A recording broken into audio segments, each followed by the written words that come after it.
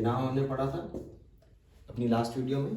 अब आप लोग एक चीज़ नोटिस करिएगा, कॉच पॉस्टुलेट्स, KOCH, कितने अंक हो गए? 1 2 3 4। तो भैया पहली प्रॉब्लम तो यहीं से सॉर्ट आउट हो जाती है हमारी कि कॉच पॉस्टुलेट्स कितने हैं हमारे पास? 4।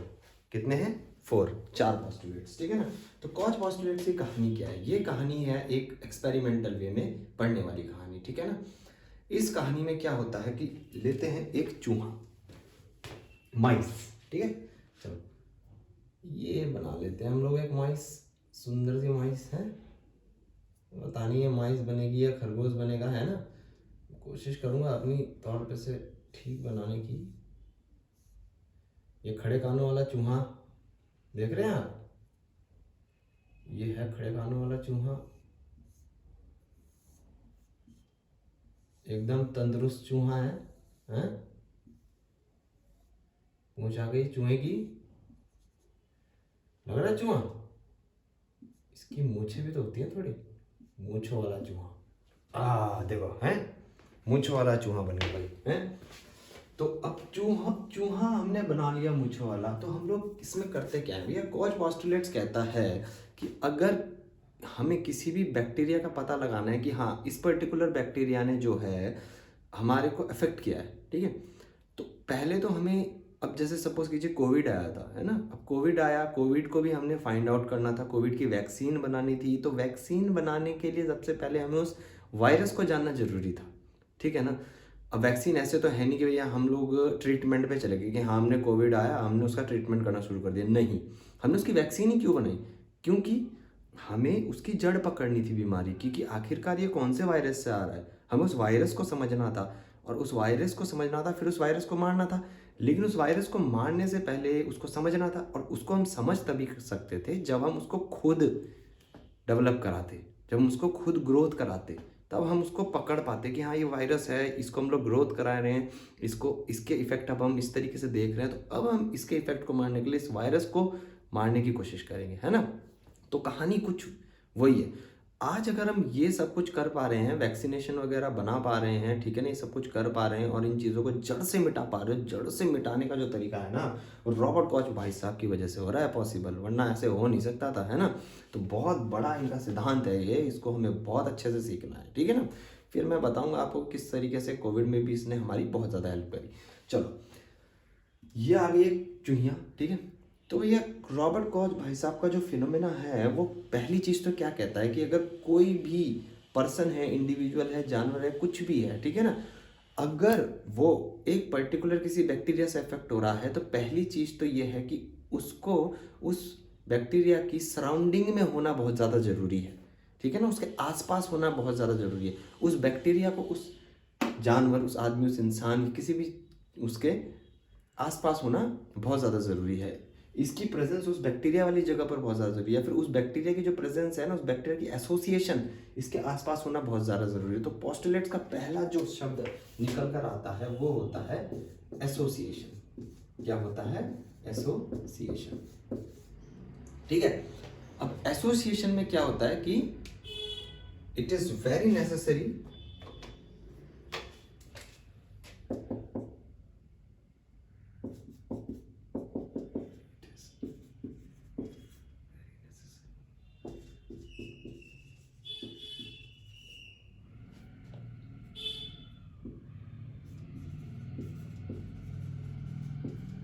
the presence of bacteria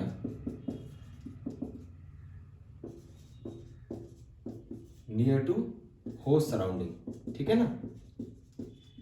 बाकी बुकिश लैंग्वेज से आप लोग इसको किसी भी तरीके से याद कर सकते हैं, अभी मेरा बस मकसद ये है कि आप लोगों को कॉन्सेप्ट क्लियर करना है, ठीक है ना।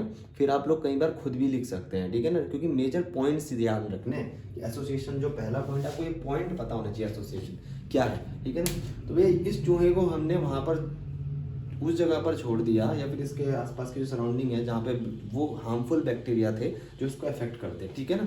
और इसमें बैक्टीरिया कौन सा चूज किया गया, ठीक है। सपोज कर लो कि निमोनिया के लिए कर लिया, ट्यूबरकुलाई के लिए कर लिया, ठीक है ना, माइकोबैक्टीरियम ट्यूबरकुलाई को चूज कर लिया, ठीक है। तो माइकोबैक्टीरियम ट्यूबरकुलाई को जो हमने चूज किया,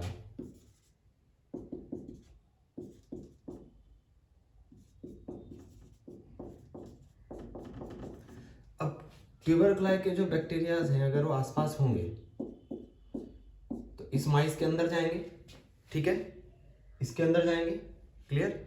अब इसको क्या हो जाएगा, इसको भी ट्यूबरकुलोसिस हो जाएगा, है ना। अब इसको जब ट्यूबरकुलोसिस हो जाएगा तो अब हमने क्या करेंगे, इस माइस को हम लोग क्या कर लेंगे, इस माइस को हम लोग कर देंगे आइसोलेट।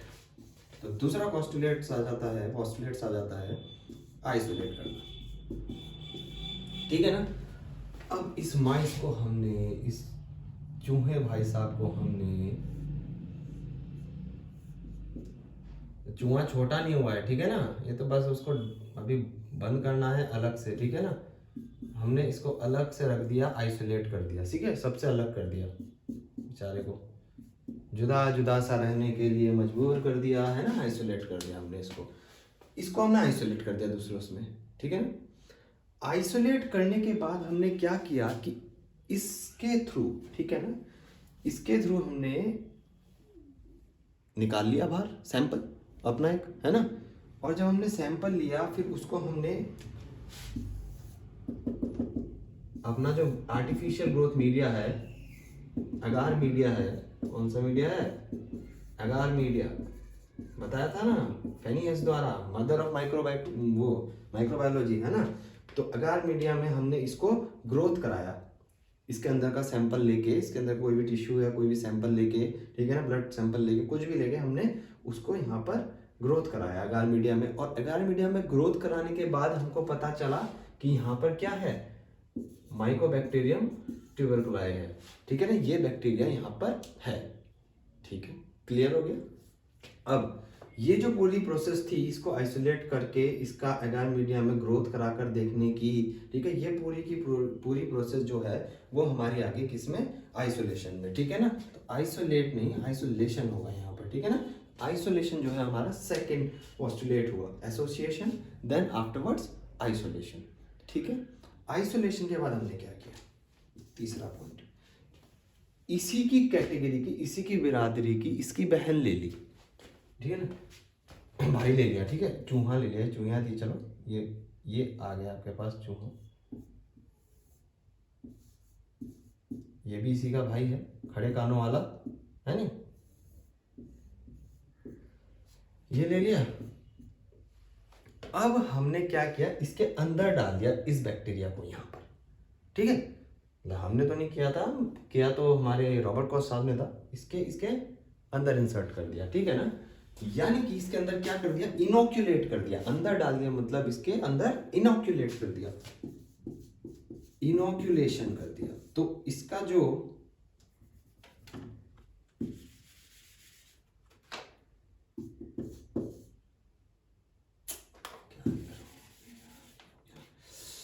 इनोक्यूलेशन कर दिया, ठीक है,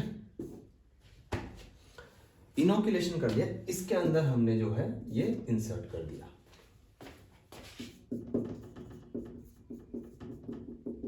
इनोक्यूलेशन ऑफ माइकोबैक्टीरियम ट्यूबरकुलाई। अब बात यह है कि भैया जो इसका भाई है बिल्कुल इसी के कैरेक्टरिस्टिक्स है इसके अंदर, तो जो सिम्टम्स हमें इसमें दिखाई दे रहे हैं वही तो हमें इसके अंदर भी दिखाई देने चाहिए, ठीक है। तो ऐसा हुआ भी, ठीक है ना, इसके जो सिम्टम्स थे, इसके अंदर जो बीमारी के जो सिम्टम्स थे जो हमें दिखाई दिए थे बैक्टीरिया की वजह से, वो हमें इसके अंदर भी प्रेजेंट मिले, ठीक है, इनोक्यूलेशन के थ्रू।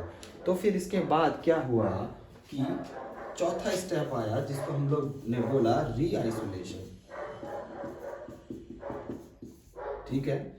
फिर उसके बाद हमने रीआइसोलेट किया, इसलिए ताकि हम लोग पता कर सकें वापस से इसके अंदर की चीज़ों को ग्रोथ कराकर एगार मीडिया में, ठीक है, कि क्या इसके अंदर ग्रोथ करने वाले जो ट्यूबरकुलाई के जो हैं बैक्टीरिया, ये वाले, ठीक है ना, क्या वो और ये दोनों सिमिलर हैं, ठीक है ना। अगर इसके अंदर जो सिम्टम्स आ रहे थे उसी प्रकार के सिम्टम्स इसके अंदर भी देखने को मिले, तो इसका मतलब जो यहाँ एगार मीडिया में हमने डेवलप किया और जो हमने बैक्टीरिया, हमें पता चला कि भाई ये बैक्टीरिया है, ठीक है ना, इसके अंदर माइकोबैक्टीरियम ट्यूबरकुलाई स्पेसिफिकली, तो हमें स्पेसिफिकली ये भी तो पता चल जाएगा कि हाँ इसके अंदर भी यही बैक्टीरिया जो है वो इंसर्ट हुआ है, ठीक है ना, मतलब सेम है, इसकी फंक्शनिंग और इसकी फंक्शनिंग सेम है, यानी कि इसके अंदर जो साइन एंड सिम्टम्स आ रहे हो किसी और चीज़ की वजह से नहीं आ रहे, स्पेसिफिकली यस माइकोबैक्टीरियम ट्यूबरकुलाई की वजह से आ रहे हैं। तो इससे हमारा कन्फर्मेटरी हो जाता है एक तरीके से ये चीज़, है ना, कि हमें पता चल जाता है कि भैया हाँ ये सिमिलर टाइप वो है, सिमिलर टाइप का बैक्टीरिया है। तो रॉबर्ट कॉच के जो पॉस्टुलेट्स था इसमें यही 4 जो मेजर पॉस्टुलेट्स थे जो समझने के थे, बिल्कुल सिंपल थे। पहला पार्ट एसोसिएशन, ठीक है, एसोसिएशन मतलब कि उसके आसपास की जो सराउंडिंग्स है वो उन बैक्टीरिया से हो, वहाँ पर होना जरूरी है। उस पर्टिकुलर कोई भी ह्यूमन बीइंग हो गया चाहे या फिर जानवर हो गया या कोई भी हो गया, है ना, उसकी प्रेजेंस उस जगह पर होनी ज़रूरी है अगर वो उस बैक्टीरिया से इफेक्ट हुआ है, ठीक है ना। तो दूसरा था आइसोलेशन। आइसोलेशन के केस में क्या किया कि जब हमने आइसोलेट किया फिर उसके बाद हमने उसके सैंपल निकाले, उसको ग्रोथ कराया, तो हमें देखने को मिला कि माइकोबैक्टीरियम ट्यूबरकुलाई है भाई। फिर हमने क्या किया कि इसी की कैरेक्टरिस्टिक्स के सेम वाले में हमने इसको वापस से इंसर्ट किया, तो उसको इनोकुलेशन बोल दिया हमने प्रोसेस को। अब हमने देखा कि जो भी जितने भी सिम्टम्स इसके अंदर थे वही सारे सिम्टम्स इसके अंदर थे, है ना। तो भैया हमने देखा सिम्टम्स तो ठीक है सिमिलर है, लेकिन क्या उसी बैक्टीरिया की वजह से सिमिलर है। तो हमने फिर से सैंपल ले लिया इसका भी, इसका हमने सैंपल ले लिया, इसको ग्रोथ कराया एगार मीडियम में, हमने देखा कि नहीं भाई यस इसके अंदर माइकोबैक्टीरियम ट्यूबरकुलाई था तो इसके अंदर भी माइकोबैक्टीरियम ट्यूबरकुलाई है, और यहीं पे ये कन्फर्मेटरी हो गया, सिमिलर हो गया। कब? जब हमने रीआइसोलेशन किया। तो ये जो थे ये 4 कॉच के पॉस्टुलेट्स थे। कभी भी आई थिंक आप लोग इसको भूलेंगे नहीं, ठीक है।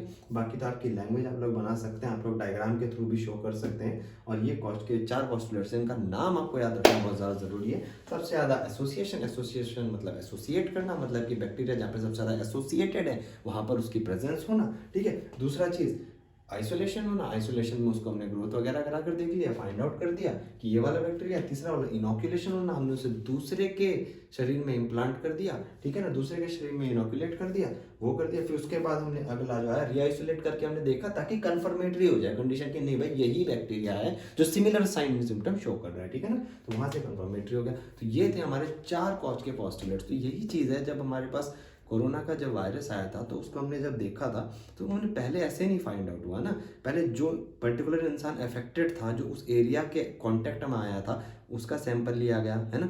उस सैंपल को हमने अपने आर्टिफिशियल मीडिया में ग्रो कराया, और जब हमने उसको ग्रो कराया तो हमें देखने को मिला प्रोटीन क्राउन वाला एक वायरस।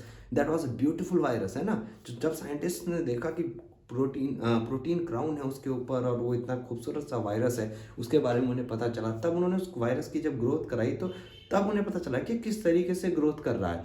फिर उसके बाद उन्होंने उसको इम्प्लांट किया, उसको इनोकुलेट किया मंकी के अंदर, है ना। फिर जब मंकी के अंदर उन्होंने इनोकुलेट किया तब उन्होंने फाइंड आउट किया कि भैया इसके अंदर ये सिम्टम्स आ रहे हैं और ये ऑर्गन्स इस तरीके से इफेक्ट हो रहे हैं, ठीक है। फिर उसके बाद उन्होंने उस सारी की सारी जो सिचुएशंस हैं उन सब को अपने काबू में लाने के लिए तब जाके वैक्सीन का निर्माण हुआ, है ना। और तब जाके वो वैक्सीन जो है ह्यूमंस पर लागू करी गई बाद में, है ना।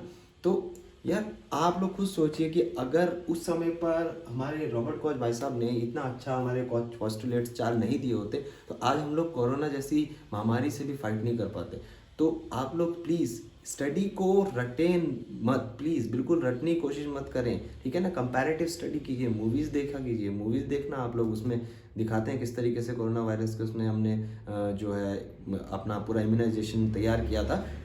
फिर उसके बाद आप उससे भी कंपेयर कर सकते हैं, उससे भी आप लोग कंपेयर कर सकते हैं। लर्निंग इसी को कहते हैं, क्रिएटिव बनाना है अपनी लर्निंग को। Please do not make it hectic for yourself, okay. तो बहुत ही इजी सा कॉन्सेप्ट है, इसमें कोई कठिनाई नहीं होगी आप लोगों को समझने में, होप सो। तो आगे मैं आऊँगा आपकी नेक्स्ट वीडियो में कुछ और नए अच्छे फैक्ट्स के साथ में, ठीक है, जिससे आपको अच्छा रहेगा समझने के लिए, आप लोग को इंटरेस्ट बना रहेगा। Okay, thank you for like.